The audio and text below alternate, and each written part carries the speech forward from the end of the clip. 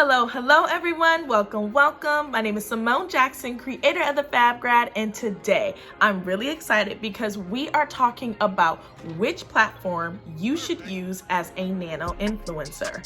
So in this video, I'm going to go over some of the most popular social media platforms that are available that you oftentimes see influencers using, and really providing my own opinion on what traits are really good for which platforms so that it can help you determine which platform you want to spend most of your time on. If you are someone that is interested in becoming an influencer or really loves learning about influencer tips, make sure that you subscribe to this channel and follow me on Instagram at the Fab Grad. Let's get started. All right, y'all. So I want to do a couple disclaimers before we start the video. One, these are my opinions. So I am sharing it in a fun and easy to learn way. But at the end of the day, you do what you want. You want to be on TikTok? You be on TikTok, girl. You want to be on YouTube? Do your thing. I'm not here to stop you. I'm here to provide a little bit of context around my own experience, what I've learned being on almost everything, and what I realize are the important traits and pros and cons when it comes to being on certain platforms. Also, you want to be able to get consistent with at least one social media platform. Then once you get good at that, you can go ahead and add in a second one. I have made the mistake of doing 5 at one time. I've made the mistake of being half consistent on all of them, really consistent with one, neglecting the other. Don't worry, we're human. It's life. We're nano influencers, meaning that we have less than 10,000 followers. So it's totally fine. It took me 3 years to get consistent on Instagram, and I'm just now getting the swing of it. And now I'm hopping into YouTube. So learning pains and growing pains are totally fine. Give yourself grace. It is just social media. All right, y'all, I've done my disclaimers, so let's go ahead and get started. So the first platform that I want to talk about is Instagram. So for Instagram, I call these really great for my newbies.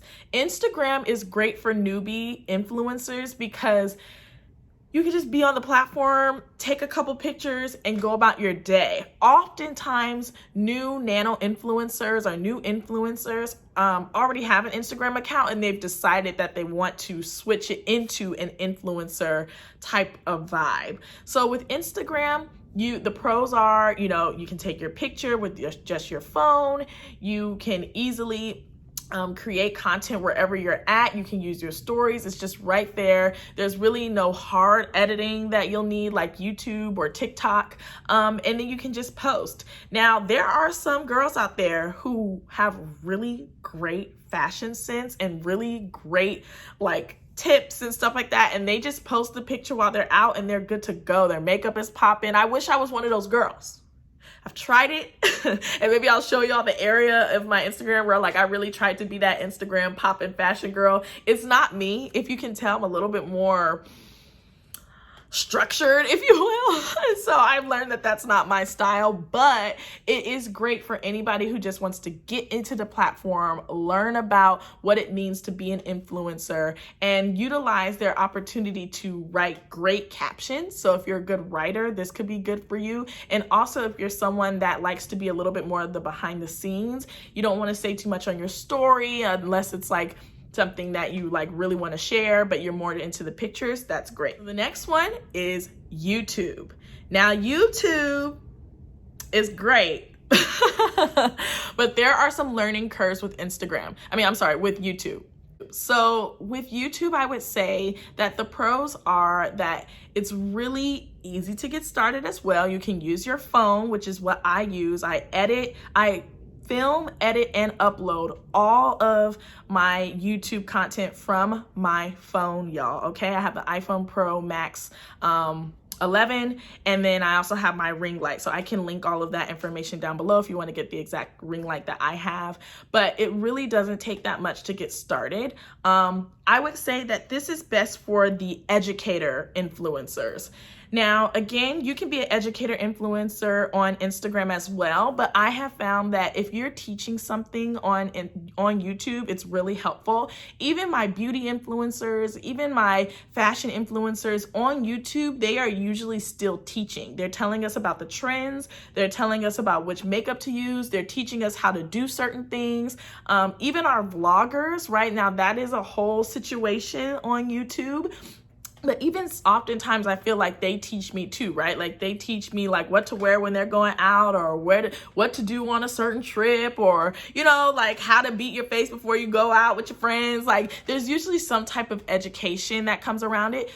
Oftentimes there's personality to it, which is my favorite part about YouTube. So if you're someone that loves to talk, someone that loves to share your personality, YouTube is great. Again, Instagram, you can do the same thing, but YouTube does really well when you have personality, you like to teach, you like to show people like kind of step by step, and it's really great for those educators out there. The next platform that I want to talk about is TikTok. So TikTok is not actually that new anymore. It's new. It's the newest, but it's not that new in terms of its hype. A lot of us saw it as only something that, high schoolers or middle schoolers were using because they did all their fun dances. And now it has blown up to be a huge platform where you can really make money on TikTok as an influencer. I would call this the entertainer influencer.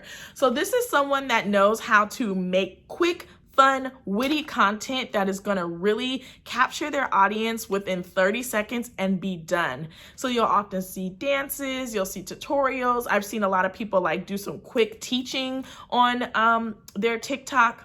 Either way, you can be a newbie, you can be an entertainer, you can be an educator, all on TikTok. But some of the pros is that it's a new platform, so it's really easy to grow on that platform. I hear it's getting harder, of course, because more people are on the platform, but still easier than Instagram, which is probably the biggest con of Instagram, is that it's kind of hard to grow unless you're uberly consistent and really niche down. But for TikTok, you can kind of go on there, have a niche, have some fun, and eventually grow a following, which is great.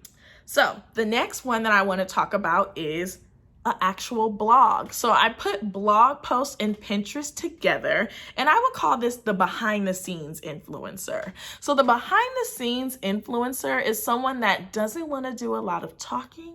They're not interested in trying to show all their personality. They want to share what they want to share and they move on. If this is resonating with you, start a blog, go on Pinterest. I actually watched someone on YouTube, I forget her name, but I'll list her information like on the side or down below. And she's talked about how she is a blogger in college that never had an Instagram or a YouTube account at all. She actually just blogged and used Pinterest to bring traffic to her blog, which made her a ton of money. So if you're someone that wants to utilize their influence in a different way without being like maybe the face of it all, a blog or Pinterest is a great way and a great place to be. And the last one that I want to talk about is podcasting. Podcasting is also not that new, but it is always growing and it is fairly new to others, I guess, in terms of the platforms for influencers. I love podcasts. And if you love learning about influencer tips, I can make a whole video on some of the great podcasts that I listen to get my knowledge as an influencer. But it is really great. And so what you want to do when you're podcasting, I would call this the amplifier influencer. This is someone that really is interested in sharing their opinion or sharing the opinions of others. I have a podcast called the Fab Grad Podcast, and I don't have anyone on my podcast yet.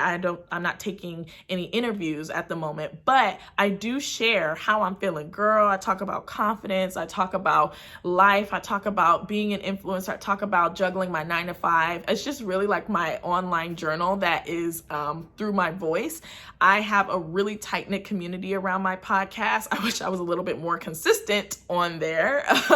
But what I do know is that podcasting is great if you don't want to be on the camera, but you still want to kind of show up and share what you know and provide your personality or your information online. So those are all of those. Again, for the YouTuber, you're more like my educator. For my Instagram folks, you're more like my newbie. For my TikTokers, you are the entertainer.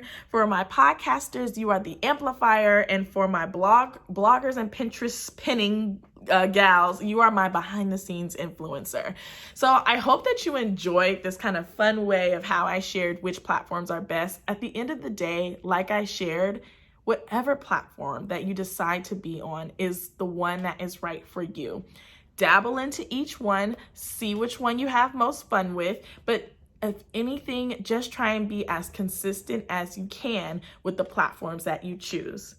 If you have any questions, make sure that you put them in the comments below. I really want to know what you think about this video because I didn't do a script. I kind of was more, I was about to say loosey-goosey. I was a little more off the cusp, if you will. So I want to know what you all think about this video. And tell me, what are your platforms or platform that you will be consistent on this year as a nano influencer? All right, y'all. I'll see you next time.